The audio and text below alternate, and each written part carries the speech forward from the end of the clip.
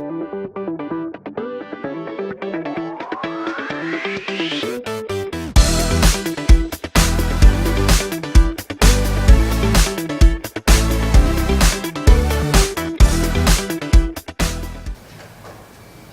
good morning. The title of my talk is Revisiting Embedding Features for Simple Semi-supervised Learning.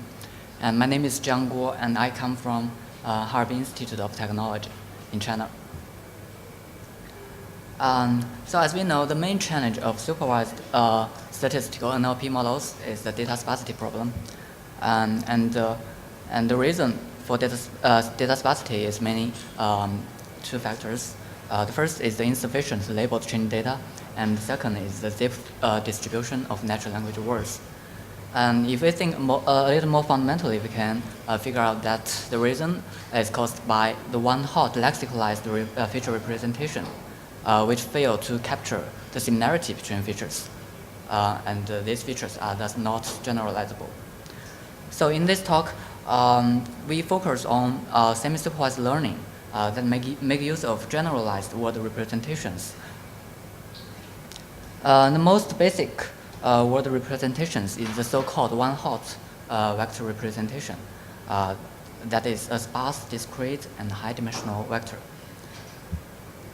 Words can also be clustered based on their contexts. This will result in a sparse, discrete, and a relatively lower dimensional word vectors. A more generalized representation for words is the word embeddings, which is under rapid development in recent years. The word embeddings is conventionally defined as a dense, continuous, and a low-dimensional vector for words. So in this study, we consider the generalized linear models because the generalized linear models is the most widely used in current NLP community. This is a single-layer neural network representation for generalized linear models. The input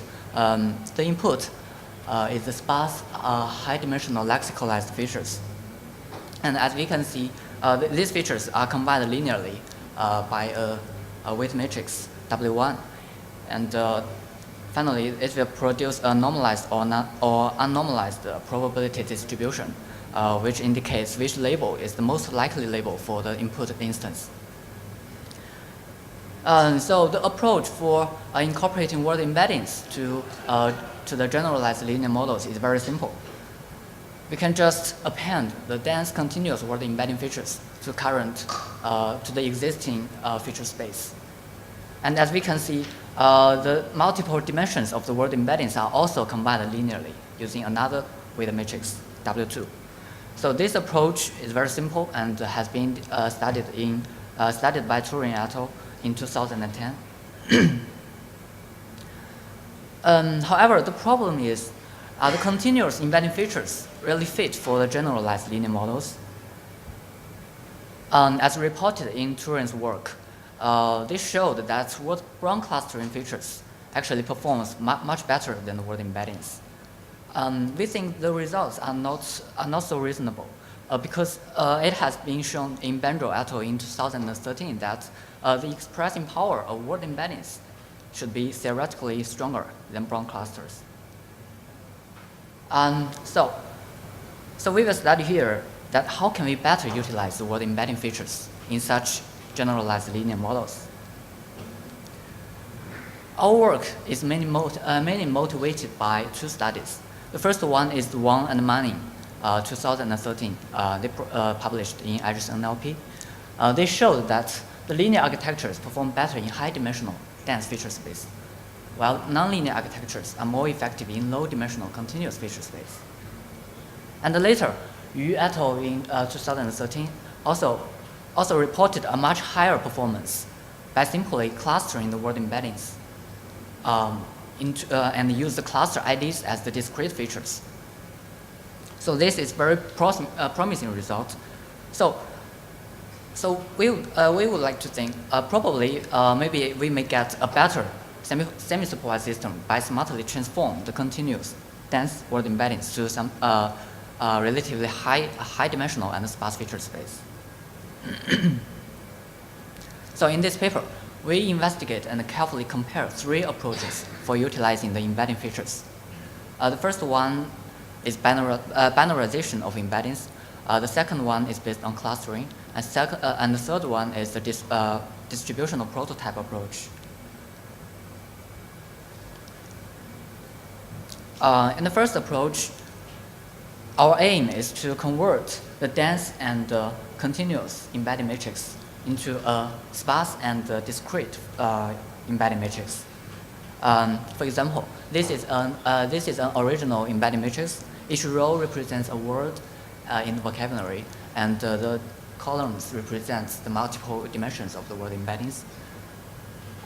So concretely, first, for each column vector, we first divide the column vector into 2 lists, a positive list and a negative list. And then we compute the mean values of these 2 lists. Next, for each element in the column vector, we compare its value with the 2 mean values. If its value is higher than the mean positive value, we will set it to a string, u plus. If its value is lower than the mean negative value, we will set it to a string b minus. Otherwise, the element will be set to 0 and thus be discarded. So the resulting discrete features embedding matrix should be like this. Formally, the conversion function can be defined as such a piecewise linear function. Yeah. Okay, the second approach is based on clustering. As we know, in the word embedding matrix, similar words are supposed to distributed close to each other. For example, Mark, Paul, Michael, and David, they are all person names, and they are very close to each other in the embedding space. Okay, so it is very straightforward for us to cluster the words based on their word embeddings, and then apply the cluster IDs as features. So in our work, we apply the k-means clustering algorithm, which is the most widely used clustering algorithm based on the word embeddings, and then cluster IDs of words are applied as features. Also, we note that different number of clusters actually captures information of different granularities. So in our work, we combine cluster features of different number of clusters. The third approach, we call it a distributional prototype approach. It is mainly motivated by prototype-driven learning, which is proposed by Hagegi and Dunklin in 2006 in NACO. Here, we will take the task of named entity recognition as a case study to show how do we apply the distributional prototype approach to better utilize the word embedding as features. First, suppose we have some prototypical examples for each target label. We call it prototypes.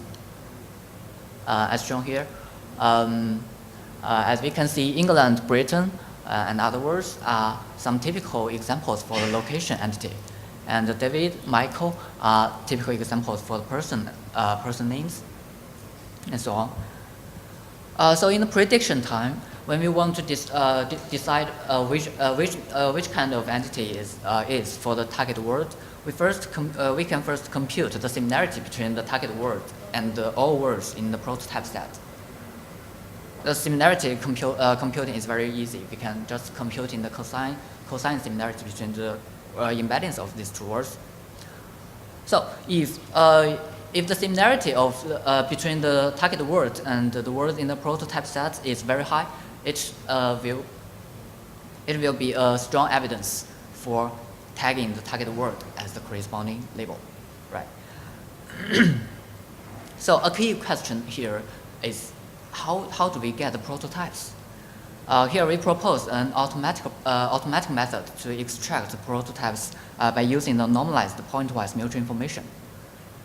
As we know, the pointwise mutual information is designed to model the correlation between 2 variables. Here we use the PMI to model the correlation between labels and the words. The reason why we use the normalized PMI instead of the standard PMI is that the normalized PMI is less sensitive to occurrence frequency because we extract the prototypes based on the labeled training data of NER. And the scale of the size of the labeled training data is usually limited. So our experiments also prove that the normalized PMI performs much better than the standard PMI. So next I will take name entity recognition as an example to show how concretely we apply the distribution of prototype features in real tasks. As we know, NER is conventionally modeled as a sequence labeling task. So for this sentence, she lives in Hague. We want to know what's the entity type of Hague. First, we compute the similarity between Hague and with all the words in the prototypes. And we found that Hague is highly similar with the location entities such as Britain, England, and with lower similarity with the person names. So we will add these two features to the node feature set of the Hague. The features are proton equals to Britain and the proto equals to England.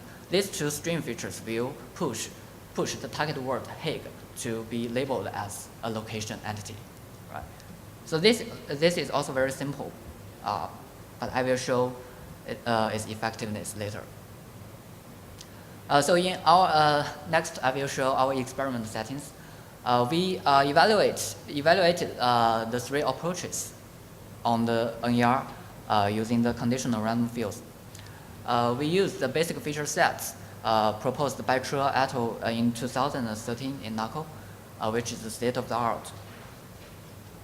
And for the proposed embedding features, in general, we used a context window size of 5 words, that is 2 words before and 2 words after.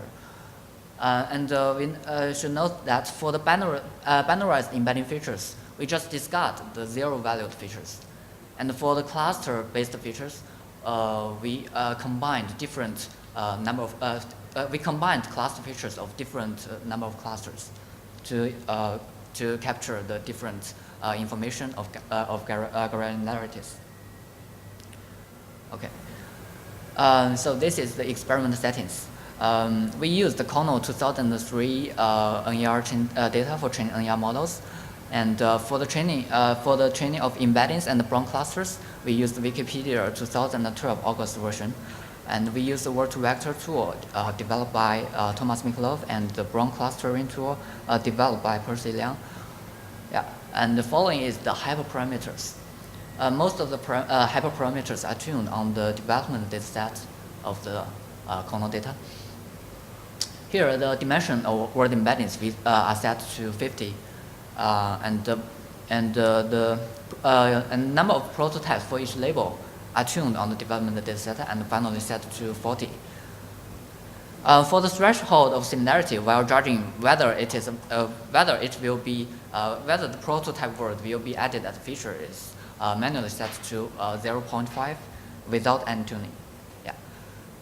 So finally, I will show the experimental results. As we can see, if we directly use the dense continuous embeddings as features, we achieve an improvement about 3 points of F-score. And if we use the Brown cluster features, the performance gets higher. This phenomenon is also observed in previous studies, such as Turin's work. Yeah. And then we apply the proposed 3 embedding features, and we can see all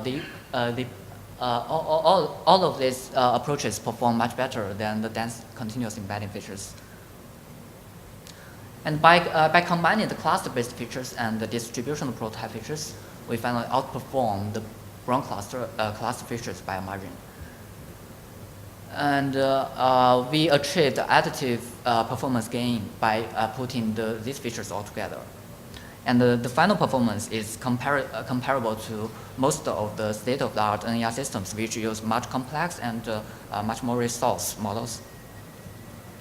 Besides, we also compare the efficiency of the proposed approaches. We can find that the proposed three approaches are much more efficient than directly using the dense continuous embedding features. The reason should be that the dense vector computation is much more time-consuming than the sparse vectors. Here we give some analysis. As we can see in the results, by simply using the binarized embedding features, we already outperform the dense continuous embeddings. This is very interesting. So here we plot the sparsity of the binarized vectors with respect to the frequency of words in non-labeled data. We can see an elegant U-shaped curve here, which indicates that for real words and high-frequency words, the sparsity is very high. As we know, the training of real words are actually lack of context evidences.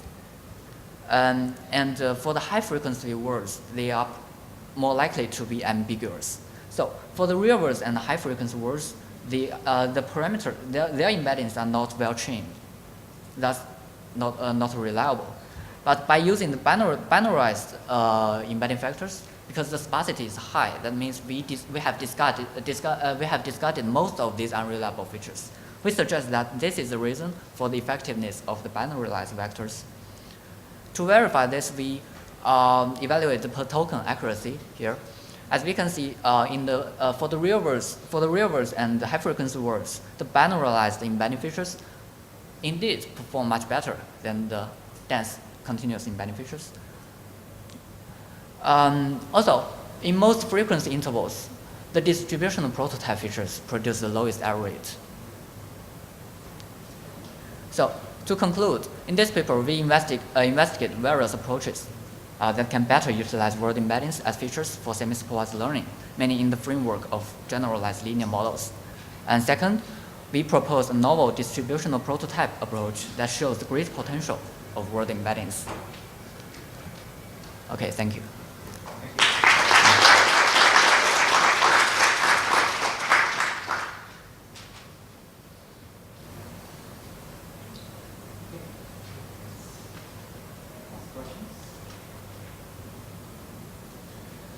So, as you know, there are a bunch of different ways we can get word embeddings. You could use Colbert Western, you can use, say, word-to-text stuff and whatnot. You can also, say, for example, take a PCA or some dimensionality reduction of the co-occurrence makings, and then make that into a more dense, so linear, basically, reduction. So I was wondering if you've investigated, say, the different ways to compute embeddings and how they affect things here, and also how you think, for example, would I be able to combine, say, 4 different neural embeddings, say, the different objective functions into this framework? How do you think that would perform over just the experiments that you presented here? Yeah, actually, we didn't investigate these approaches in this study because actually, but in my opinion, it is. The main point of this of our work is the sparse and dense continuous embedding features, and which one is more effective for the generalized linear models. Yeah.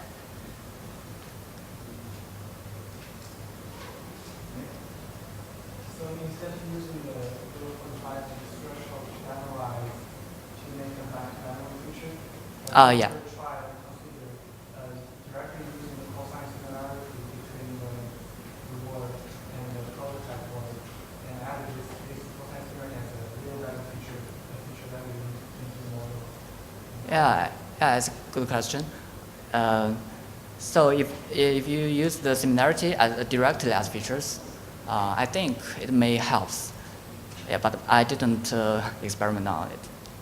A question related to this, I was also thinking about, this is a reasonable threshold, the mean, but could you actually optimize for this? Sure. It could be that actually, it affects how sparse you actually get, by pushing it more to the extremes or allowing more. Sure. So you could you put it under the optimization function? Sure. This is reasonable because if we just tune the threshold, we may get better results.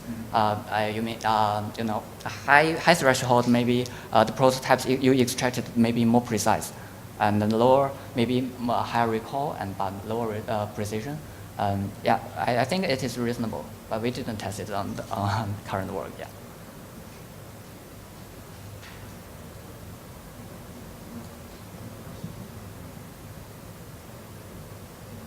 Actually, I found your curve about the low frequency, or your observation about the low frequency and high frequency. I think it was this slide here. Yeah. Quite interesting because we have observed a similar curve in machine translation when we analyzed errors. You would assume that the high frequency words you have a good estimate, but actually you have the more ambiguity. Yeah, right? yeah. So there we observed a similar problem. Actually, we are best in the middle range, and we have problems in this high frequency estimating. Yeah. This question? So it's pretty interesting picture. Would you consider randomly zero out input according to the frequency, but including noise in the variable read on top of the read noise? So it has the effect compared to random noise. Sorry, I didn't. So do you ever consider use randomly zero out input with the frequency? With respect to frequency to work. So the word have high frequency and it will be zero out more, so it doesn't contribute to the definition. We learn those kind of things. I'm sorry, I maybe didn't understand your question. So if you use word to web communicator, Yeah. they use something like n-gram or speed-gram model. So they take all the inputs. Yeah. And the word with high frequency usually appear as the input. Yes. So if you consider the latency you can zero out, so you ignore the word with input with high frequency. So basically, the word will contribute to the prediction. And the more that you learn the dense vector, the more reliable it will be rather than binarization. You mean that by binarization we actually got more reliable embeddings? Yeah, but is it byproduct of the word to web? But if you use it directly with something like similar model word to web? Yeah. So he optimized directly this we are using word to web and binarize after the vector representation. But you can learn this Maybe we should push it to the break to discuss just one-on-one, because it was how we use time. So we Okay. actually should get started on the next presentation, right? We have till 11:45, I think. Okay. So we have actually 2-3 minutes. I just had one question actually. Did you notice any interesting patterns when you're doing the sparsification? Because one of the main things I think that is a little bit uncertain is what exactly, when you do a dense representation, what do those individual axes, what do those individual dimensions kind of represent? So I was wondering if you noticed any interesting patterns in that certain dimensions were constantly getting zeroed out amongst certain kinds of words. In other kinds of words, certain other dimensions were more important. Did you notice any interesting sparsity patterns? Do you mean that we should figure out which dimension? I was just interested if, like when you're doing your sparsification, Yeah. did you notice any patterns? Patterns. Across words, amongst, say, certain kinds of part of speech tags, or certain, like, say, nouns, maybe these kinds of dimensions seem to get zeroed out more and so forth. I was just wondering if there was any interesting sparsity patterns you would see in your vectors. Like if I just look at the vector and see which dimensions have been zeroed out across different words, did you see anything interesting? Yeah, it's an interesting point, but I didn't. Okay. Yeah, I That didn't might be see it, interesting but to see, yeah, actually. yeah, it's interesting. Suggestion to extend to Okay. Any more suggestions? If not, then let's thank the speaker again.